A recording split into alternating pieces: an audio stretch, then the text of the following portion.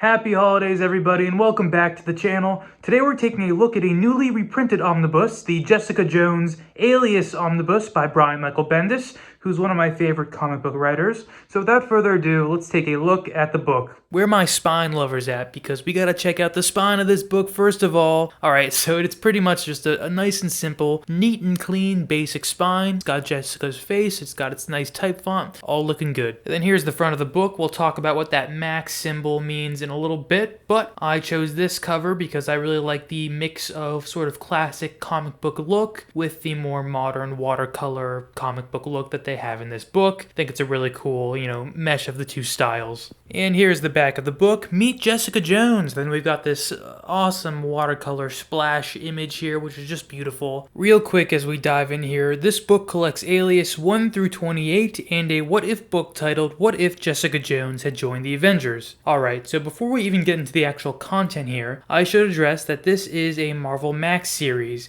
And if you don't know what that is, well, it was basically a new Marvel universe separate from the 616 that launched in 2001 and was aimed specifically at adult-only readers. Basically, this was their excuse to be able to use their IP while also not having to be family-friendly. So there's a lot of cursing, there's a lot of violence, and there's a lot of promiscuous activities and whatnot. It didn't work for every book that had a Max title, but I will say I think it works really well for Alias and Jessica Jones as a character. This is the most successful Marvel Max book that I've read, and this was actually the first Marvel Max series. And a lot of them weren't so successful, and I've mentioned this before, but sometimes early 2000s comics just feel dated and really edgy in a weird way, But on to the next subject matter that we must address. That is, who is Jessica Jones? Well, you might know her from her Netflix series, which, by the way, my Netflix Marvel controversial opinion is that the Jessica Jones Season 1 is the best Marvel show ever created. Now look, Daredevil is a close second and was obviously way more consistent throughout its seasons, 1, 2, and 3, but Jessica Jones Season 1 is truly something beautiful, so I was really excited to actually read this book. But Jessica Jones is a former superhero, and she's an interesting protagonist that we don't often see in comics. A superhero who has hung up their cape and didn't put it back on. What she does now is work for this private detective agency, which she owns actually, so she's just basically doing gigs. And sure, every once in a while she has to utilize her powers, which is basically just super strength, but she doesn't actively set out to, put on tights and go stop supervillains like the Green Goblin or people like that. This is definitely more of a civilian, city, crime type focused book. It's a bit of a crime thriller, political thriller, trauma examination,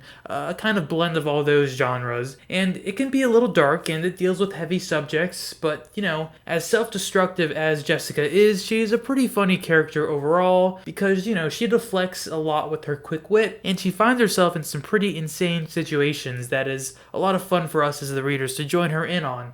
And it's kind of interesting because to me this book acted as almost an anthology series of her investigations, and it's not really that, but that's how I kind of chose to read it, because we go from one investigation to the next, and the through line isn't really crystal clear. Bendis kind of makes you work for it, but basically the connective tissue is just sort of us unraveling why Jessica is so deeply traumatized, why she turns to the bottle and smoking and cheap physical intimacy, and the people she comes across and the relationships she makes help her sort of reflect on all that throughout the series. And speaking of those relationships, we get notably Luke Cage in here.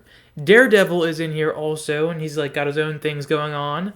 Although he's not really a romantic character. And she also dates Scott Lang's Ant-Man, which I thought was quite fun and really well written. I enjoyed that part of the book a lot. And Bendis captures everyday dialogue very nicely here overall. And all of this sort of leads up to the big reveal of why she's so messed up.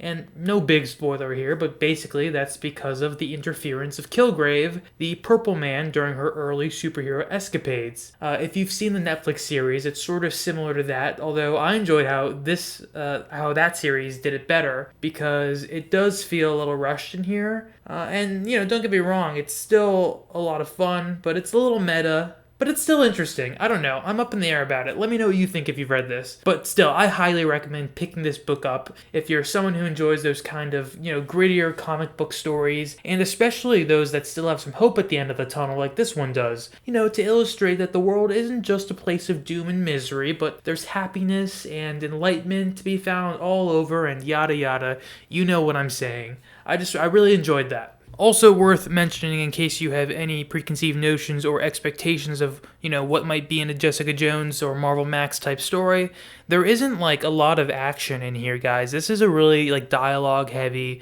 mystery type story. So, just go in knowing that obviously there is some action because superhero stuff, gangsters, criminals, all of that. But there is also a ton of reading. There's a lot of dialogue, but I really like that. I'm a big fan of Chris Claremont, so I kind of have to like that, right?